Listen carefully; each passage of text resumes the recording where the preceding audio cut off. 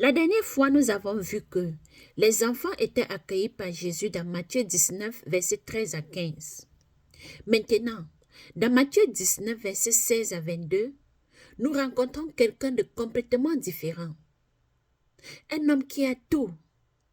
Il a la richesse, le statut et la réussite morale. Et pourtant, au verset 16, il pose cette question à Jésus.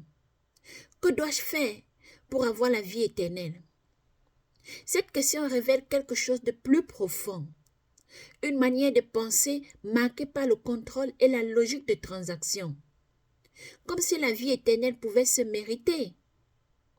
Mais au verset 21, Jésus lui répond. Va, vends ce que tu possèdes, donne-le aux pauvres, puis viens et suis-moi.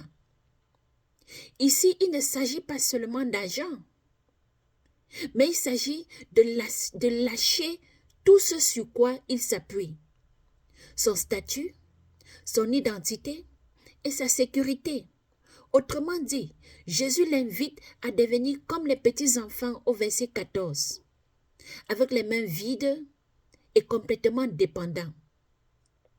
Le monde nous apprend à accumuler les richesses, à construire et à sécuriser.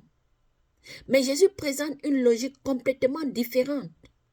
Non pas l'accumulation, mais l'abandon. Parce que parfois, ce que nous possédons finit par nous posséder. Et voici où survient la tension. Au verset 22, nous lisons. Lorsqu'il entendit ces paroles, il s'en alla tout triste, car il avait de grands biens, pas seulement dans ses mains, mais dans son cœur aussi. Il ne pouvait pas lâcher prise. Alors il s'en alla, non pas rejeté par Jésus, mais incapable de le suivre. Et nous aujourd'hui, à quoi sommes-nous attachés? Qu'est-ce qui nous définit au point que nous ne pouvons pas imaginer le laisser? Ce n'est peut-être pas l'argent, mais le statut, la réussite ou le contrôle. Mais regardez un peu. Au verset 14, les enfants viennent sans rien et ils sont accueillis. Au verset 22, l'homme riche vient avec tout et il repart. Alors, voici le vrai problème. Ce n'est pas combien tu as, mais combien tu es prêt à laisser partir.